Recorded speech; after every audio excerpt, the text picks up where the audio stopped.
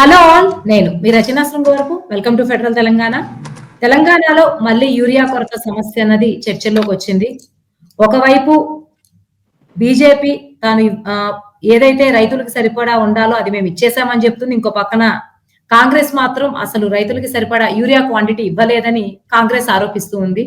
So ఈ నేపథ్యంలో నిజాలేంటి? నిజంగానే కేంద్రం ఇచ్చిందా, లేకపోతే ఇచ్చినా సరే అది బ్లాక్ మార్కెట్ అయింది? అసలు ఈ వెనక జరుగుతున్నటువంటి విషయాలేంటి? విషయాల గురించి మనతో మాట్లాడడానికి బీజేపీ లీడర్, అలాగే BJP medical cell convener Kallepalli Sundaraiah గారు ఉన్నారు. అలాగే సిహెచ్ భాస్కర్ చారి గారు agriculture market committee vice chairman ఉన్నారు. అలాగే నరేంద్ర చలసాని గారు general analyst and journalist. So ముందు సుందరయ్య గారు, మీతో మొదలు పెడతాం. మీరు చెప్పండి. వైపు కాంగ్రెస్ అయితే అటు బీసీ బిల్లుల విషయంలో కావచ్చు, ఇప్పుడు యూరియా విషయంలో కావచ్చు, నెపమంతా బీజేపీ మీద నెట్టేస్తూ ఉంది. సో ఈ విషయంలో, యూరియా విషయంలో ఏం జరుగుతుంది? నిజంగానే బీజేపీ ఇచ్చిందా?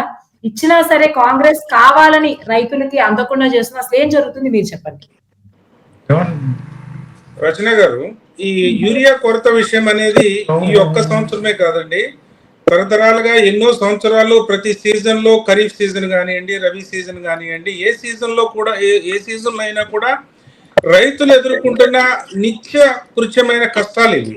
ఈ విశ్వంలో, ఈ భూమి మీద ఒక గ్యారంటీ లేని జీవితం ఎవరిదన్నా ఉందంటే అది రైతుది, ఫార్మర్దేనండి. రైతు పంట వేసే మొదటి రోజు నుంచి వర్షం, వరుణ దేవుడు ఎప్పుడు కరుణిస్తాడా, వర్షం ఎప్పుడు కురుస్తుందా, నేను పంట వేసుకోవడం ఎప్పుడు మొదలు పెట్టాలా అని ఆకాశం వైపు చూస్తాడండి.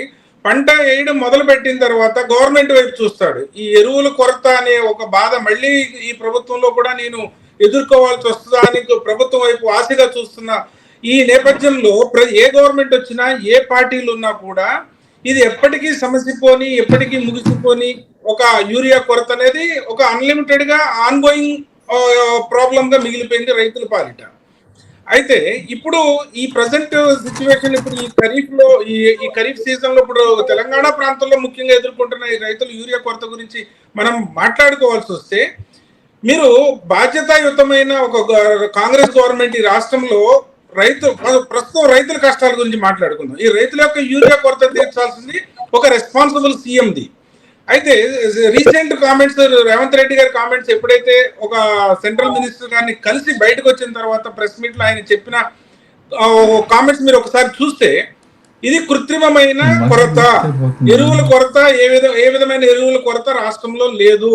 బీఆర్ఎస్ ప్రభుత్వం ఆరోపిస్తున్నట్టుగా, గతంలో పాలకులు వ్యవహరించినట్టుగా చెప్పులు ఒక నీటి పంపు దగ్గర బిందులు, చెప్పులు అలా ఎలా క్యూ లైన్ లో పెడతామో ఆ విధంగా వీళ్ళు ఎక్కడో నకిలీ వీడియోలు చూపించి ఆ చెప్పులు, రైతులు ఎదుర్కొంటున్న కష్టాలు, యూరియా కోసం చెప్పులు పెడుతున్నారు, రైతు కూలీలకి రోజువారీ కూలీ ఇచ్చి క్యూ లైన్ లో పెడుతున్నారు. ఇన్ని కష్టాలు ఈ కాంగ్రెస్ ప్రభుత్వం కల్పిస్తుందని బీఆర్ఎస్ ఫేక్ వీడియోలతోటి అసత్య ప్రచారం చేస్తుందని సీఎం రేవంత్ రెడ్డి గారు చెప్పారు.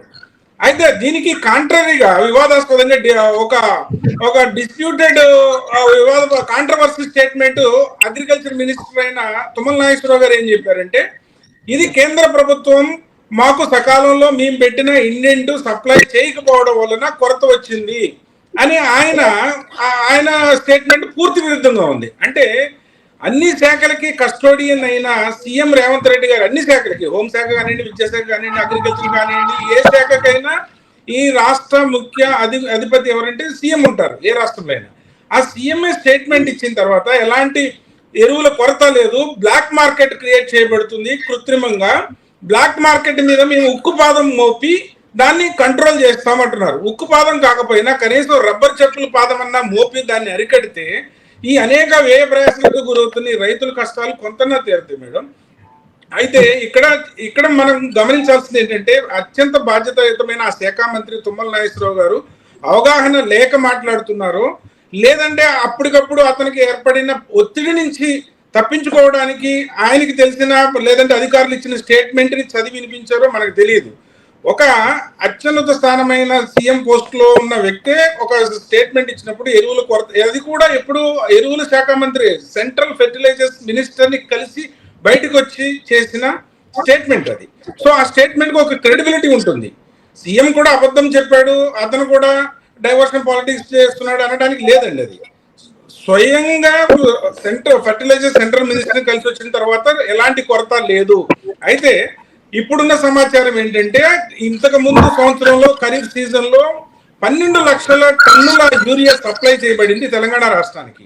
అయితే 9.5 lakhs టన్స్ కన్జ్యూమ్ అయిన తర్వాత ఇంకా 2.5 lakhs buffer stock Telangana government దగ్గర ఉంది. ఇంకా బఫర్ స్టాక్ అడిషనల్ గా ఆ స్టాక్ ఏమైంది అని సెంట్రల్ మినిస్టర్స్ తాలూకా ఆ పోర్టుబుల్ అధికారులు ప్రశ్నిస్తే దానికి అనుగుణంగా మాట్లాడిన కామెంటే సీఎం చేసిన కామెంట్. కొరత అనేది లేదు, టైం టు టైం సప్లైస్ సవ్యంగా జరుగుతున్నాయి. ఇది కేవలం బీఆర్ఎస్ పార్టీ క్రియేట్ చేస్తున్న బ్యాడ్ నకిలీ ఫేక్ ప్రాపగండా అని ఆయన నిర్ధారించడం జరిగింది. అయితే కూడా రియాలిటీలో వాస్తవంలో రైతులు యూరియా కొరతను ఎదుర్కొంటున్నారు మేడం. దీన్ని అరికట్టాల్సిన బాధ్యత చిత్తశుద్ధి కలిగిన వ్యవసాయ శాఖ మంత్రి. ఎందుకంటే అన్ని శాఖల మీద ముఖ్యమంత్రికి పట్టు లేకపోయి ఉండదు కూడా, అది వాస్తవంలో అది సాధ్యం కూడా కాదు. ఆయన రివ్యూ చేయగలరు, శాఖాపరమైన రివ్యూలు చేసి ఏ విధమైన పరిపాలన గవర్నెన్స్ పబ్లిక్ చేరుతుందనే రివ్యూకి ఆయన is the custodian for all the departments. But individual శాఖకు వచ్చేటప్పుడు పోర్టుఫోలియో వ్యవసాయ శాఖ మంత్రి అగ్రికల్చర్ కి సంబంధించిన మార్క్ఫెడ్ సంస్థలు కానివ్వండి, ఐకేపీ ఇందిరాకాంతి పదం లాంటి ఐకేపీ సెంటర్స్ కానివ్వండి, DCMS distribution system management centres ఉన్నాయండి. ప్రతి డిస్ట్రిక్ట్ కి ఒక డిసిఎంఎస్ చైర్మన్ ఉంటారు, మార్క్ఫెడ్ చైర్మన్ ఉంటారు, ఐకేపీ సెంటర్స్ లోని డైరెక్టర్లు ఉంటారు. అగ్రికల్చర్ యొక్క సెక్టార్ లో రైతుల్ని బలోపేతం చేయడానికి, వాళ్ళ అవసరాలను తీర్చడానికి, వాళ్ళు పండించిన పంటకి ఎంఎస్పి అంటే గిట్టుబాటు ధర, మినిమం సపోర్ట్ ప్రైస్ ప్రొవైడ్ చేయడానికి, సరళతరమైన ఎరువుల పంపిణీకి డిస్ట్రిబ్యూషన్ వాళ్ళ దగ్గరికి చేర్చే బాధ్యత యాక్చువల్గా ఇప్పుడు చేయడం లేదు.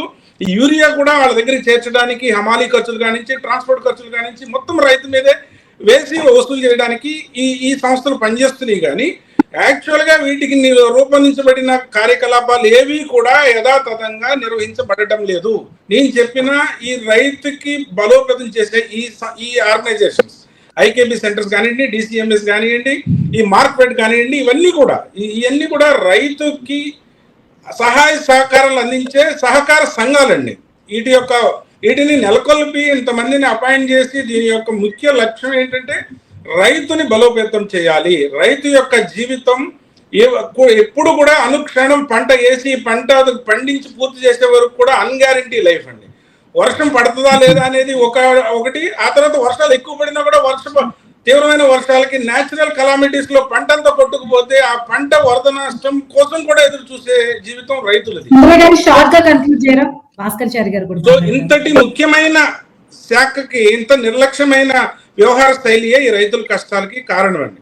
ప్రతి సంవత్సరం కూడా స్టేట్ కి సంబంధించిన దాదాపుగా 10 లక్షల నుంచి 12 లక్షల టన్నుల యూరియా అవసరమైతే దాని ముందస్తుగా ప్రణాళిక రూపొందించాల్సిన మార్క్ఫెడ్ కానివ్వండి, డిసిఎంఎస్ కానీ ఇన్నెంట్ ఇవ్వాలి సెంట్రల్ కి.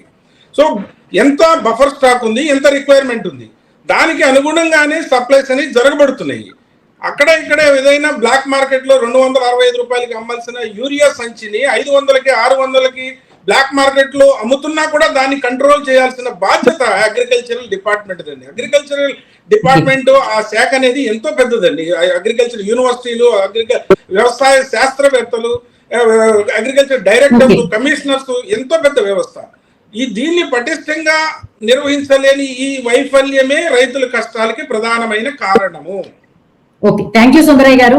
భాస్కర్ చారి గారు, మీరు ఈ విషయం గురించి ఏమనుకుంటున్నారు? కేంద్రం రైతులకు యూరియా సరిగ్గా సప్లై చేయలేక రైతులను బీజేపీ ప్రభుత్వం కానీ, గతంలో పాలించిన బీఆర్ఎస్ ప్రభుత్వం కానీ ఎన్నో ఇబ్బందులు పెట్టిన గత నాయకులు ఈ రోజు కాంగ్రెస్ పైన ఏదో ఫేక్ వీడియోలు పెట్టి ఆరోపణలు చేస్తున్నారు. రైతు పక్షపాతి కాంగ్రెస్ గవర్నమెంట్. రైతు బాగుంటేనే రాజ్యం బాగుంటుంది, రాజ్యం బాగుంటే మనం అందరం బాగుంటామని చెప్పే party Congress party. Congress party ఎప్పుడు రైతులకు అండగా ఉండే పార్టీ కాంగ్రెస్ పార్టీ. ఇలాంటి కొరత లేకుండా మా సీఎం గారు కేంద్ర ఫర్టిలైజర్ మంత్రి గారిని కూడా కలవడం జరిగింది. వారు కూడా సూచనలు ఇవ్వడం జరిగింది. మరి మా మంత్రి తుమ్మల నాగేశ్వరరావు గారు కూడా తగిన చర్యలు తీసుకొని రైతులకు సరిపడే యూరియా అందుబాటులో తెస్తారని చెప్పడం జరిగింది, తెస్తామని కూడా చెప్పడం జరిగింది. మరి రైతులకు మీరు చూస్తూనే ఉన్నారు, గతంలో భారతదేశంలో ఎక్కడ లేని విధంగా ఏకకాలంలో 2 లక్షల రూపాయలు రుణమాఫీ చేసిన ఘనత అది కాంగ్రెస్ పార్టీదే. మీరు చూడండి, దేశంలో ఇన్ని రాష్ట్రాలు ఉన్నాయి, బీజేపీ పాలిస్తున్న రాష్ట్రాలు కూడా చాలా ఉన్నాయి. మరి ఏడమైనా రైతులకు 2 లక్షల రుణమాఫీ చేసిందా చెప్పండి. అదే విధంగా సన్నాలకు 500 రూపాయలు బోనస్ ఇవ్వడం జరిగింది. మరి ఈ రాష్ట్రంలో రైతులకు అండగా ఎవరుంటున్నారో మీరందరూ దృష్టి చూడాలి, దానిపైన దృష్టి పెట్టాలి. ఎందుకంటే రుణమాఫీ కూడా ఈ మధ్యనే రుణమాఫీ కూడా 9,000 కోట్ల రూపాయలు రుణమాఫీ. Sorry to interrupt. సుందరయ్య గారు అన్నారు, భాస్కర్ సారీ టు ఇంటరప్ట్ ఒక విషయము. సుందరయ్య గారు అన్నారు రేవంత్ రెడ్డి కూడా సీఎం గా కేంద్రం ఇవ్వాల్సినది ఇచ్చింది, కానీ వ్యవసాయ మంత్రి చేసినటువంటి ఇన్అప్రోప్రియేట్ కమెంట్స్ వల్ల ఈ డిస్టర్బెన్స్ వచ్చింది తప్ప కేంద్రం అయితే ఇచ్చిందనే అంటున్నారు. దాని గురించి మీరేమనుకుంటున్నారు? కేంద్రము ప్రతి సంవత్సరం ఏ విధంగా ఇచ్చేదో ఆ విధంగా ఇచ్చింది. ఈ సంవత్సరము ఎందుకంటే రైతులకు కూడా అండగా ఉంటుంది గవర్నమెంట్, కాబట్టి రైతులకు కూడా ఎక్కువ యూనిట్ అవసరం ఉంటుంది, కాబట్టి కొద్దిపాటి కొరత ఉంటది. అది కూడా మా మంత్రి గారు సీఎం గారితో మాట్లాడి ఆ కొరత కూడా రైతులకు తీస్తామని చెప్పడం జరిగింది. సో ప్రాబ్లం లేదంటారా అయితే మొత్తం మీద భాస్కర్ చారి గారు? ఇది ఎప్పుడు ఉండే ఆ కొరత అన్నది మినిమం లిమిట్ ఉండే యూరియా కానీ ఫర్టిలైజర్ సంబంధించిన ఎరువులు కానీ ఏవైనా విత్తనాలు కానీ ముందుండి కాంగ్రెస్ ప్రభుత్వం రైతులకు అండగా ఉంటది. ఎప్పుడు ఏదో కొద్దిపాటి కొరత ఏర్పడ్డా దాన్ని భర్తీ చేసి ముందుకు రైతులకు అండగా ఉంటాం. థ్యాంక్ యూ భాస్కరాచారి గారు. నరేందర్ గారు మీరు చెప్పండి, జనరల్ గా బయట నుంచి చూసినప్పుడు మీకేమనిపిస్తుంది ఈ సమస్య? రైతునికి అవసరమైనటువంటి యూరియా కానీ అందక ఇబ్బంది పడటం అనేది క్షేత్రస్థాయిలో చెప్తున్నామని ప్రతి వాళ్ళు చెప్తున్నారు. దానికి ఒక్కొక్కరు చెప్తున్నారు, ఒకరినొకరు బ్లేమ్ గేమ్ చెప్తే కేంద్ర రాష్ట్ర ప్రభుత్వాలకు సంబంధించిన వాళ్ళు కూర్చుని అసలు ఏం జరుగుతుంది ఏమిటి అని పరిశీలించి ఆ సమస్యని పరిష్కరించే ప్రయత్నం చేయట్లా. కేంద్రం అవసరానికి మించి ఎక్కువ మేము వీళ్ళు అడిగిన దానికన్నా ఎక్కువ కోటా ఇచ్చాము తెలంగాణకి అని చెప్తున్నారు. వీళ్ళు రాష్ట్ర మంత్రులు ఏమంటున్నారంటే వీళ్ళు చెప్పినటువంటి ఈ కోటా అనేది సంవత్సరం మొత్తం కోటా చెప్తారు వాళ్ళు, కానీ ప్రతి నెలవారీ రావాల్సింది మాకు రాలేదు. ఈ పొన్నం ప్రభాకర్ గారు కూడా చెప్పారు మాకు ఇంత రావాల్సింది దానికన్నా తక్కువ వస్తున్నాయి అని, సప్లైస్ అనేది సరిగ్గా లేవని వీళ్ళు చెప్తున్నారు. అయితే ఇదే సందర్భంలో కాదు మీ కేంద్రం పంపిస్తుంటే బ్లాక్ మార్కెట్ తరలిస్తున్నారు, ఒక విధంగా పరోక్షంగా రాష్ట్ర ప్రభుత్వం తరలిస్తుంది, అధికార పార్టీ వాళ్ళు తరలిస్తున్నారని స్వయంగా రాష్ట్ర బీజేపీ అధ్యక్షులే పదే చెప్తున్నారు. అదే కనుక నిజమైతే బ్లాక్ మార్కెట్కి వెళ్తుంటే ముఖ్యమంత్రి ఎవరైనా భావిస్తే కేంద్ర రాష్ట్ర ప్రభుత్వాలు ఏం చేస్తున్నాయి బ్లాక్ మార్కెట్ ఉంటే? ఇది కేంద్రం పంపించినటువంటి ఎరువుల మీద బ్లాక్ మార్కెట్ వెళ్తే దాని ఎమ్మటే రంగంలోకి దిగటువంటి అధికారం కానీ బాధ్యత కేంద్ర ప్రభుత్వ ఏజెన్సీలు ఉన్నాయి, అనేక ఏజెన్సీలు ఉన్నాయి, వాళ్ళందరూ ఏం చేస్తున్నారు? కనీసం రాజకీయ నాయకులైనా సరే క్షేత్రస్థాయికి వెళ్ళి అలా రైతులకు అందట్లేదా, వాళ్ళ ఇబ్బందులు ఏంటి, ఎందుకునే ఎక్కడ సప్లై వస్తుంది, ఎక్కడ బ్లాక్ మార్కెట్ అనేది రహస్యంగా జరిగేటువంటి విషయం కాదు. ఎక్కడ షాపుల మీద దండయాత్ర చేసి వాళ్ళని పట్టించడం కానీ ఈ విధంగా చేసేటువంటి ప్రయత్నాలు చేయకుండా కేవలం రాజకీయ విమర్శలు చేసుకోవటం వల్ల ఇంతలో అసలైనటువంటి పంటకాలం అయిపోతుంది, తర్వాత వచ్చినా కూడా రైతులకు ఉపయోగం ఉండదు అనమాట. ఈ విధంగా ఒక విధంగా మన దేశంలో మొదటి కాంచి ఎరువుల కంపెనీ అనేది ఒక విధమైనటువంటి మొనోపలై వ్యవస్థ నడుపుతున్నాయి. వాళ్ళ ఆధిపత్యంలో ప్రభుత్వాలు నడుస్తున్నాయి. వాళ్ళు చెప్పినట్లు వాళ్ళ కనుక రైతులకి సబ్సిడీ పేరుతో వాళ్ళ ప్రొడక్షన్ కాస్ట్ ఎక్కువ చూపించి వాళ్ళ ప్రభుత్వం ఇస్తా ఉన్నటువంటి లక్షల కోట్ల రూపాయల సబ్సిడీని ఈ ఎరువుల కంపెనీలు చేసుకుంటున్నారు, స్వహా చేస్తున్నాయి. ఇదంతా కూడా ఒక మాఫియా రాజ్యంలాగా మన దేశంలో చాలా కాలంగా సాగుతుంది. దీన్ని కట్టడి చేయడం కోసం కేంద్ర రాష్ట్ర ప్రభుత్వాలు చిత్తశుద్ధితో కలిసి ప్రయత్నం చేసి రైతులకి సకాలంలో ఎరువులు అందుబాటులో ఇచ్చి పంటలకి ఇబ్బంది లేకుండా చూడాల్సిన బాధ్యత ఉంది. థ్యాంక్ యూ నరేంద్ర గారు. సుందరయ్య గారు ఒక విషయం చెప్పండి, రామగుండంలో ఈ యూరియా ఫ్యాక్టరీ కడతామన్న విషయం 2004 నుంచి నడుస్తానే ఉంది. కేంద్ర ప్రభుత్వం బీజేపీ సెంటర్ లో ఉంది, ఇప్పటికీ ఇది థర్డ్ టర్మ్ కాబట్టి ఎప్పటి నుంచో యూరియా సమస్య అంతా ఫేస్ చేస్తున్నారు కాబట్టి ఈ యూరియా ఫ్యాక్టరీస్ తీసుకొచ్చే విషయంలో ఎందుకు బీజేపీ కొంత జాప్యం చేస్తూ ఉంది? రచన గారు, ఈ రామగుండంలో యూరియా ఫ్యాక్టరీ అనేది ఎస్టాబ్లిష్ అవడానికి కేంద్ర వాగ్దానంతో పాటు స్టేట్ గవర్నమెంట్ల యొక్క ప్రాతినిధ్యం, రిప్రజెంటేషన్ కూడా ఎంతో అవసరం అండి. ఏదైనా ఒక ప్రాజెక్ట్ ని కానీ ఇంకోటి కానీ రాష్ట్రం కోసం సాధించుకునే క్రమంలో ఆ రాష్ట్రంలో పరిపాలనలో ఉన్న పార్టీలు కానివ్వండి, ప్రభుత్వాలు కానివ్వండి, వీళ్ళు ఈ అలుపెరగని పోరాటం, ఒక అవిశ్రాంతి పోరాటం చేస్తే అది సిద్ధించక తప్పదు. అయితే ఇప్పుడు మనకు అందుతున్న ఈ సప్లైస్ ఈ రాష్ట్రానికి ఇప్పటికీ కూడా ప్రతి రాష్ట్రానికి కల్పిస్తున్నట్టుగా ఒక్కొక్క యూరియా బ్యాగ్ మీద 1500 నుంచి 2500 రూపాయల సబ్సిడీ కేంద్రమే భరిస్తుంది. అది భరించుకుంటూనే ఇప్పటి నుంచి కాదండి, ఎన్నో సంవత్సరాల నుంచి అది ఇప్పటికీ కొనసాగుతుంది. ఇప్పుడు అందువల్లనే యూరియా రేటు ఈ రోజు డిఏపితో పోల్చుకుంటే, కాంప్లెక్స్ ఎరువులతో పోల్చుకుంటే 5 రెట్లు చౌక, చాలా చీప్ రేట్ అనమాట. 265 నుంచి 275 రూపాయల్లోనే యూరియా బ్యాగు, 50 కేజీల యూరియా బ్యాగు రైతుకు దొరుకుతుంది. అయితే ఈ వ్యవసాయ శాస్త్రవేత్తలు పదే అవగాహన సదస్సులను, ఆ తర్వాత రైతు యొక్క అవేర్నెస్ ప్రోగ్రామ్స్ అనేక nook and corner of the state నిర్వహిస్తున్న ఈ యొక్క అవగాహన కార్యక్రమాలు చేపడుతున్నా ఎక్కువ over usage of the urea వద్దు, ఎక్కువ వాడకం వలన అనేక అనర్థాలు తలెత్తుతాయి, భూసారం తగ్గిపోతుంది, మీరు డిఏపి వాడండి, కాంప్లెక్స్ ఎరువులు వాడండి అని శాస్త్రవేత్తలు పదే వాళ్ళకి అవగాహన జ్ఞానం కల్పిస్తున్నా కూడా రైతులు ఎందుకు యూరియా మీద మొగ్గు చూపుతున్నారంటే, నాట్లు నాటిన నెల రోజుల్లోపు యూరియా వేస్తే ఆ రాబోయే పంట ఎంతో గ్రీనిష్ గా తయారవుతుంది, పచ్చదనం వస్తుంది, ఆ పచ్చదనం మాటున దిగుబడి బాగా పెరుగుతుంది. అయితే మన దేశంలో 80% కౌలు రైతుల యొక్క వ్యవసాయము ఆధారపడి ఉందండి. వ్యవసాయం అంతా కూడా 80% కౌలు రైతులే చేస్తారు. పెద్ద రైతులు ఎవరు కూడా స్వయంగా వాళ్ళు వ్యవసాయం చేయరు. 5 ఎకరాలు 10 ఎకరాలు మొత్తంలో పొలాలు ఉన్న రైతులు ఎవరు కూడా కౌలుకి ఇచ్చేసి కౌలు యొక్క ఆధారితంతో వాళ్ళు జీవనం సాగిస్తున్నారు. ఈ కౌలు రైతు యొక్క ఆశాభావం ఏముంటుంది, యూరియా వేస్తే దిగుబడి పెరుగుతుంది కాబట్టి నాకు ఆ కౌలు పోగా నాకేదో ఎంత లాభం దొరుకుతుంది, ఈ న్యాచురల్ కెలామిటీస్ అంటే ఈ వర్షపాతం, వరదలు, తుఫాన్లు ఇలాంటివి రాకుండా వేసిన పంట వేసినట్టు చేతికి వస్తే కౌలు పొంగ ఇంత మిగులుతుంది. యూరియా వైపు మొగ్గు చూపడం వల్ల యూరియా యొక్క యూసేజ్ అధికంగా పెరిగిపోయిందండి. అయితే ఈ డిఏపి కాంప్లెక్స్ ఎరువులు ఎందుకు వాడట్లేదంటే, యూరియాతో పోలిస్తే 5 రెట్లు అవి ఎక్కువ కాస్ట్లీ, అవి రేట్ ఎక్కువ. సో దాని వలన అవి కొనుక్కోకుండా ఇప్పుడు ఈ నరేంద్ర గారు ఒక చాలా మంచి పాయింట్ చెప్పారు. ఎందుకు ఈ ఇండియాలో, ఈ ఆంధ్రప్రదేశ్లో, తెలుగు రాష్ట్రాల్లో యూరియా వాడకం ఎందుకు అయిందంటే, ఎరువుల కంపెనీలు ప్రభుత్వాలు శాసిస్తున్నాయండి.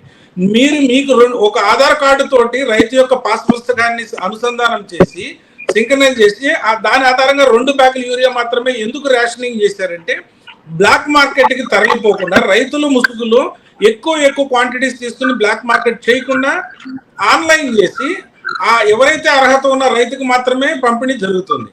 అయితే 2 బస్తాలు ఇవ్వాలన్నా కూడా ఈ ఎరువుల కంపెనీలు ఏమని బ్లాక్ మెయిల్ చేస్తున్నాయి అంటే, రైతుల్ని మీరు ఇన్ని బ్యాగులు డిఏపి కొనాలి, ఇన్ని బ్యాగులు కాంప్లెక్స్ ఎరువులు కూడా కొంటేనే మీకు 2 బ్యాగులు యూరియా దొరుకుతుంది అనే ఒక బ్లాక్ మెయిలింగ్ కి, నల్ల మార్కెట్ కి, బ్లాక్ మార్కెట్ కి పాల్పడుతున్న ఈ మాఫియా వ్యవస్థని సమూలంగా అరికడితే గానీ రైతులకి న్యాయం జరగదు. దాంట్లో భాగంగానే రేవంత్ రెడ్డి గారు అన్నారు, ఈ బ్లాక్ మార్కెట్ ని ఉక్కుపాదంతో అణిచివేస్తాము అని.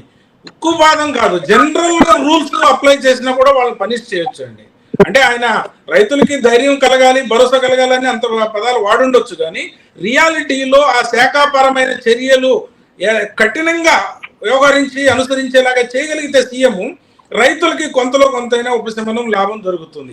ఈ వాడకం కూడా తగ్గాలండి. ఈ రైతు సదస్సులు ఇవన్నీ కూడా ఇంకా పెరగాలి. ఏదో తూతు మంత్రంగా 50% జరుగుతుంది రాష్ట్ర వ్యాప్తంగా. ఇంకా పూర్తి స్థాయిలో రైతుల యొక్క అవగాహన కల్పిస్తే యూరియా వాడకం కూడా తగ్గుముఖం పడుతుంది.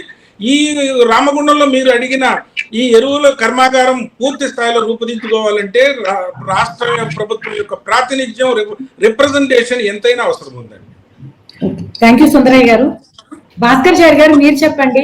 మీరు మార్కెట్ యార్డ్ వైస్ చైర్మన్ కాబట్టి, మార్కెట్ కమిటీ వైస్ చైర్మన్ కాబట్టి అగ్రికల్చరల్ది, రైతులను కూడా చాలా దగ్గరగా చూస్తూ ఉంటారు కాబట్టి, రైతులు దీని గురించి ఏమనుకుంటున్నారు? అసలు యూరియా గురించి ఇది వాళ్ళ రెస్పాన్స్ ఎలా ఉంది? అటు కాంగ్రెస్ ప్రభుత్వం ఉన్నప్పుడు, బీఆర్ఎస్ ప్రభుత్వం ఉన్నప్పుడు, ఇప్పుడు ఇట్లా బీజేపీతో కాన్ఫ్లిక్ట్ జరుగుతున్నప్పుడు వాళ్ళు ఎలా ఫీల్ అవుతూ ఉన్నారు గవర్నమెంట్స్ ప్రవర్తనల పట్ల? ఇప్పుడు ఒకటి రచన గారు, సుందరయ్య గారు చెప్పినట్టు రాష్ట్రంలో పెద్ద ఎత్తున రామగుండంలో యూరియా ఫ్యాక్టరీ ఏర్పాటు చేస్తే రాష్ట్రంలో ఉన్న రైతులందరికీ బాగుంటుంది. మనం ఈ మధ్య కాలంలో ఒక 1.5 year నుంచి మన కాంగ్రెస్ ప్రభుత్వం రావడం జరిగింది. మరి గత 10 సంవత్సరాలు కేంద్రంలో, గత 15 సంవత్సరాల నుంచి బీజేపీ ప్రభుత్వం ఉంది. మరి ఏం చేశారు? సుందరయ్య గారు మీరు కూడా ఆలోచించాలి. రైతుల పక్షాన సీఎం గారు ఎన్నో రైతులకు లాభం చేకూర్చేలాగా, రైతులు బాగుండేలా విధంగా సీఎం రేవంత్ రెడ్డి గారు, కాంగ్రెస్ ప్రభుత్వం, అదేవిధంగా మంత్రులు, ఎమ్మెల్యేలు, ఎంపీలు, కేంద్రంలోని మంత్రులను, ప్రధానమంత్రి గారిని ఎన్నోసార్లు కలవడం జరిగింది. మరి ఈ మధ్య కాలంలో కూడా కేంద్ర మంత్రులను మన రాష్ట్ర మంత్రులు కూడా కలవడం జరిగింది. మరి అవన్నీ దృష్టిలో ఉంచుకొని ఏ ప్రభుత్వం రైతులకు అండగా ఉంటుందో మీరే చూడాలి. ఎందుకంటే పెద్ద ఎత్తున మన రాష్ట్రానికి యూరియా కంపెనీ అంటే ఈ మధ్య కాలంలో ఇప్పుడు రైతులు బాగా ఆనందంతో వ్యవసాయం చేస్తున్నారు. ఎందుకంటే రైతులకు లాభం చేస్తుంది కాబట్టి రైతులు వ్యవసాయం చేయడానికి ముందుకు వస్తున్నారు. అందుకే కొరత ఏర్పడుతుంది. ఆ కొరత కూడా కొద్ది కాలమే ఉంటది. ఆ కొరత కూడా భర్తీ చేసి రాష్ట్రంలోని రైతులకు న్యాయం చేస్తామని తెలపడం జరుగుతుంది కాంగ్రెస్ ప్రభుత్వం. మరి ఎప్పుడు రైతుల పక్షాన ఉండి రైతులతో మమేకమై రైతులు బాగుండేలా పనిచేసే ప్రభుత్వం కాంగ్రెస్ ప్రభుత్వం. మీ అందరికి తెలుసు. మరి గత పాలకులు 10 సంవత్సరాలు పాలించి రైతులకు మేము సన్నాలు పండిస్తే 1000 రూపాయలు, 500 రూపాయలు బోనస్ ఇచ్చి ఈ రోజు రేషన్ బియ్యం చూస్తే రైతులు ఎక్కువగా యూరియా విషయం వరకు మాట్లాడుకుందాం భాస్కరాచారి గారు. యూరియా విషయం పండిస్తున్నారండి. సన్నాలు గోదాములలో మక్కిపోతున్నాయని చెప్పి ఈ మొత్తం మా రాష్ట్రంలోనే సన్నాలు ఎక్కువ గోదాముగా చేస్తున్నారు కాబట్టి రైతులు దాన్ని గమనించి రేషన్ బియ్యం కూడా సన్న బియ్యం ఇస్తే బాగుంటుంది, రైతులకు న్యాయం జరుగుతుంది. యూరియా విషయం వరకు పరిమితం అవుదాం. యూరియా రైతులకి పరిమితం. సో రైతులు చాలా హ్యాపీగా ఉన్నారు అంటున్నారు, అంతే కదా? 100% హ్యాపీగా ఉన్నారు మేడం. ఎందుకంటే రైతులు కొంచెం ఇప్పుడు వ్యవసాయం ఎక్కువ చేస్తున్నారు కాబట్టి, ఎందుకంటే రైతులకు బాగుంటుంది కాబట్టి వ్యవసాయం ఎక్కువ చేస్తున్నారు కాబట్టి వాళ్ళకు కొద్దిపాటి కొరత ఉంటది. కొరత కూడా మా మంత్రులు, మా ముఖ్యమంత్రి గారు, ఎమ్మెల్యే గారు, ఎంపీలు అందరూ నుండి రైతులకు న్యాయం చేస్తారు. దాన్ని కొంచెం చెప్పుకుంటాయండి తొందరలోనే. అది దాన్ని పార్టీ వాళ్ళు, బీజేపీ పార్టీ వాళ్ళు ఏదో దాన్ని అబాండాలు వేసి ఏదో లైన్లు బార్లు పెట్టి చెప్పులు పెట్టి అవి పెట్టి ఇవి పెట్టి అబాండాలు వేస్తారు.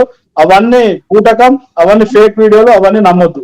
ఓకే భాస్కరాచారి గారు. నరేంద్ర గారు మీరు చెప్పండి. భాస్కరాచారి గారు రైతులు చాలా సంతోషంగా ఉన్నారు.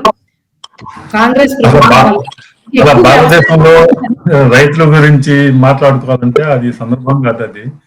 అది అసలు ఒకటే క్వశ్చన్ నరేంద్ర గారు, సారీ ఒకటే క్వశ్చన్. భాస్కరాచారి గారు చెప్పినట్లు కన్క్లూజన్ ఏంటంటే రైతులు కాంగ్రెస్ ప్రభుత్వ పాలనలో హ్యాపీగా ఉండడం వల్ల యూరియా కొరత ఏర్పడడానికి ఆయన ఇంకో కారణం చెప్పారు. అదేంటంటే ఎక్కువ వ్యవసాయం చేయడం వల్ల హ్యాపీగా ఉండి ఎక్కువ మంది వ్యవసాయం రావడం వల్ల యూరియా కొరత ఏర్పడిందని చెప్తున్నారు. మన దేశంలో ఎక్కువ వ్యవసాయం ఎంత చేస్తే, పంట ఎక్కువ ఎంత పండిస్తే ఆ రైతులకు అంతగా నష్టం వస్తుంది. అంత మన వ్యవసాయ రంగం అంత దేనావస్థ ఉందన్నమాట. రైతు అందుకునే అసలు చాలా మంది వాళ్ళ వ్యవసాయం చేసే వాళ్ళని పెళ్లి చేసుకోవడానికి అమ్మాయిలు ఎవరు ముందు రావట్లేదు. దానివల్ల గుజరాత్ లో పటేదారులు, మరాఠ్వాడ అదే మహారాష్ట్రలో మరాఠీలు మాకు రిజర్వేషన్ కావాలని యాజిటేషన్ చేస్తుంది కేవలం దీని కారణమే. అది వేరే విషయం. అసలు రైతులు అసలు స్పష్టమైన రైతాంగ వ్యవసాయ విధానం లేని వ్యవసాయ ప్రధాన దేశం భారతదేశం కావడం సిగ్గుచేయటం, అది వేరే. అయితే ఈ విషయంగా కేంద్ర రాష్ట్ర ప్రభుత్వాలు బ్లేమ్ గేమ్ ఏర్పాటు చేసి ఒకరినొకరు కాకుండా కూర్చుని సమస్యను పరిష్కరించే ప్రయత్నం చేయాలి. ఇద్దరు కూడా వ్యవసాయ రైతుల్ని వాళ్ళు ఒక పార్టీ వాళ్ళగా చూడమాకండి. వాళ్ళు ఒక పార్టీ సపోర్టర్ గా కేంద్రం కూడా మీకు కావాల్సిన సపోర్ట్ చేస్తా ఉంటున్నారు. వాళ్ళు కావాల్సినటువంటి యూరియా ఇవ్వడానికి ఎంత కావాలో అడిగిన దానికన్నా ఎక్కువ ఇస్తామంటున్నారు. ఎక్కడ వచ్చిన సమస్య అయినప్పుడు కేంద్ర ప్రతినిధులు వచ్చి ఎవరైనా అధికారులు వచ్చి ఏంటి అని రాష్ట్ర ప్రభుత్వం కూడా మంత్రులు కూడా ఒకరినొకరు కేంద్రం మీద ఏదో అపవాదం వేసేసి కేంద్రం మీద రావట్లేదని చెప్పి విమర్శలు గుప్పించి తమ బాధ్యత లేదన్నట్లు మంత్రులు కూడా ప్రకటనతో సరిపెట్టడం వల్ల సమస్య పరిష్కారం కాదు. దానికి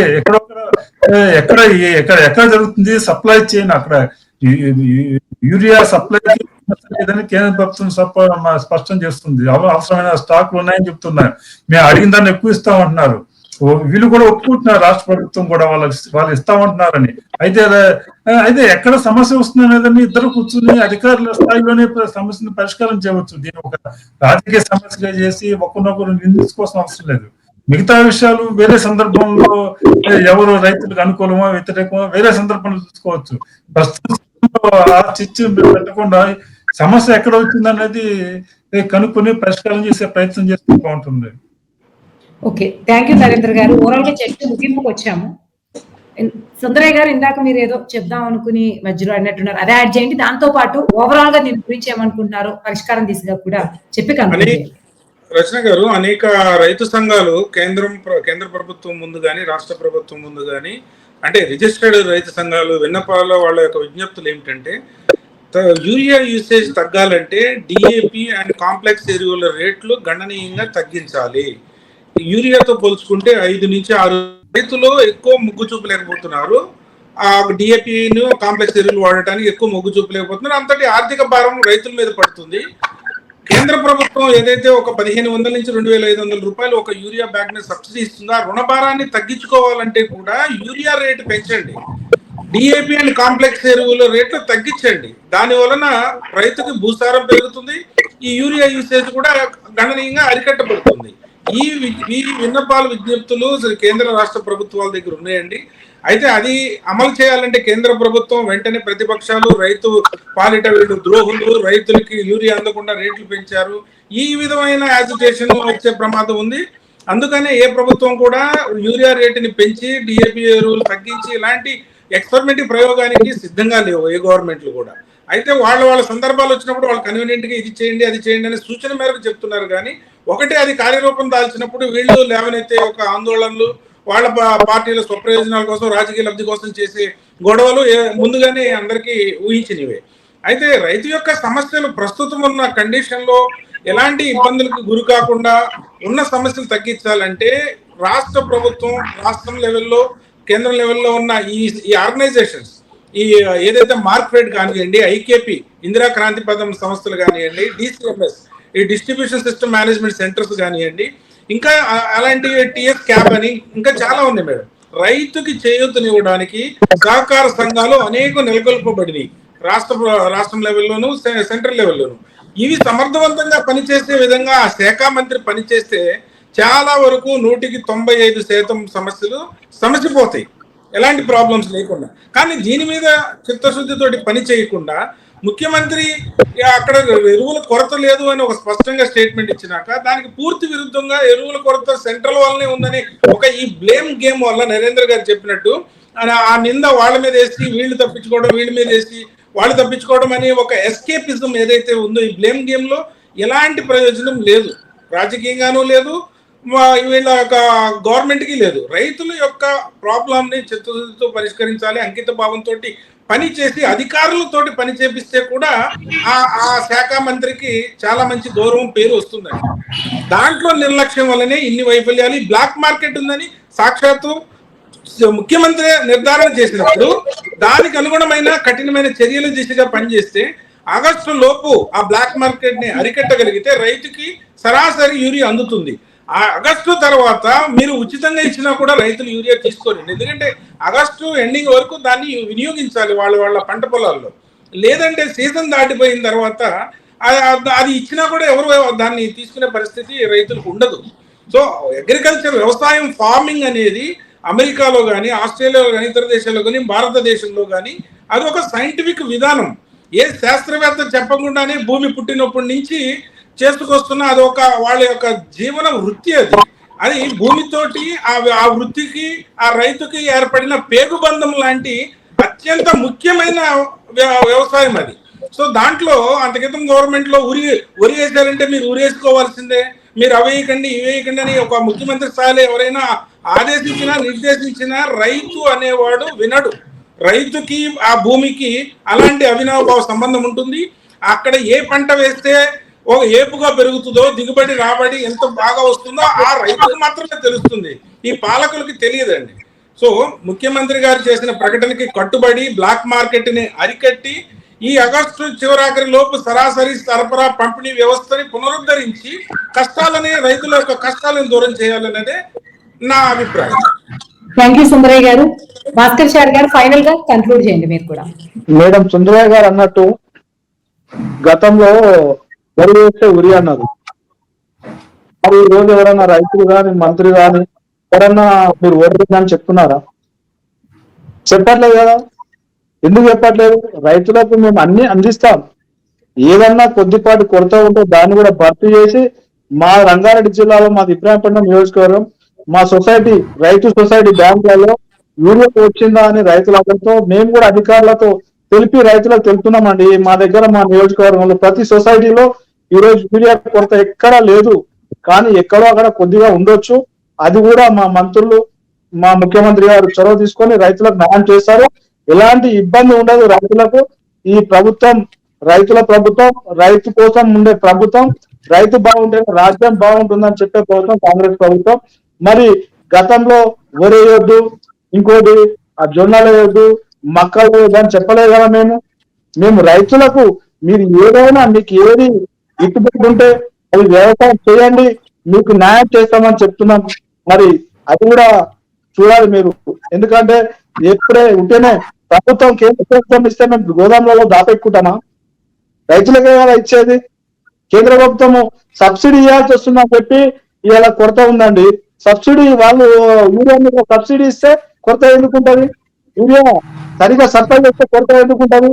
వాళ్ళు తప్పించుకోనికే ఇవన్నీ చెప్తున్నారండి. భాస్కర్ చారి గారికి డేటా లేనట్టు ఉంది రచన గారు. Surplus excess stocks, buffer stocks 2,50,000 urea బస్తాలు ఇంకా రాష్ట్ర ప్రభుత్వం దగ్గర సీజన్ మొదలు కాకముందు నిల్వ ఉండబడిన స్టాక్ గురించి కేంద్రం అడిగింది. స్వయంగా ముఖ్యమంత్రి గారిని డేటా ప్రొవైడ్ చేయమంటే అధికారులు ప్రొవైడ్ చేశారు. ఈ కాల పరిమితుల్లో మిగిలిన బఫర్ స్టాక్ కూడా సప్లై చేయబడింది. దాని తర్వాత కూడా ఇంకా 6,25,000 టన్నులు మళ్ళీ సరఫరా చేయబడింది. ఇంకా కావాలన్నా కూడా ఇవ్వడానికి కేంద్రం సిద్ధం.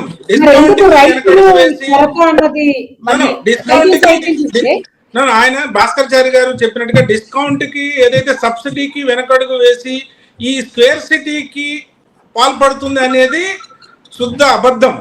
దాన్ని అర్థం చేసుకుని ఆయన తెలుసుకుంటే వాళ్ళ అధికారులు కూడా తెలియజేయగలుగుతారు. ఆయన అంటే ఓవరాల్ గా మీరు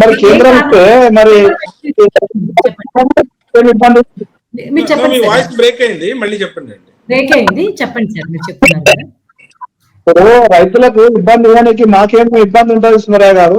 ఇప్పుడు కేంద్రం ఇస్తే సబ్సిడీ ఇస్తే దాన్ని రైతులకు ఎలాంటి ఇబ్బంది లేకుండా రాష్ట్ర ప్రభుత్వం రైతులకు అండగా ఉంటదండి. మీరు అంటున్నారు సబ్సిడీకి వెనకాడి కొరత విధిస్తుంది కేంద్ర ప్రభుత్వం అని. వ్యవసాయ రంగం అనేది అత్యంత ప్రధానమైన ప్రాధాన్యత ఇచ్చే శాఖ అండి. రాష్ట్ర గవర్నమెంట్ కైనా కేంద్ర ప్రభుత్వానికైనా కూడా టాప్ ప్రయారిటీ ఈజ్ అగ్రికల్చర్. మీరు పదే అంటున్నారు చూడండి, రైతే రాజు అవుతాడని. ఆ రాజు బాగుంటేనే రాజ్యం బాగుంటుంది.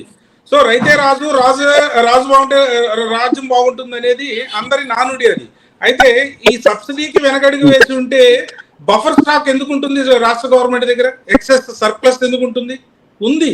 సో కొరత ఉంటే ఒకవేళ కేంద్రం ఉద్దేశపూర్వకంగా కొరత విధిస్తే ముఖ్యమంత్రి గారు ఎంతో ధైర్యంగా ముఖ్యమంత్రే కదా, ఎవరికి భయపడే ముఖ్యమంత్రి కాదు కదా. ఆయన ఢిల్లీలోనే తేటతెల్లం చేసేవాళ్ళు. కేంద్రం దురుద్దేశంతో పంపిణీలో కొరత విధిస్తుంది, దీనిలో రాజకీయ ఉద్దేశం ఉందని బోల్డ్ స్టేట్మెంట్ చేయడానికి సీఎం రేవంత్ కి ఎలాంటి అబ్జెక్షన్స్ ఉండవు. ఉన్నట్టు మాట్లాడే తత్వం నాకు తెలుసు. నేనేమో ఆయన్ని వెనకేసుకురావడం లేదు, ఆయన తత్వం వ్యక్తిత్వం గురించి మాట్లాడుతున్నా. సో ఆయనే on record on the face of the media he crystal clearly declared that there is a black market is happening in the state of Telangana. We are going to take very strict measures on that అని ఆయన very categorical గా ఆయన declare చేశారు.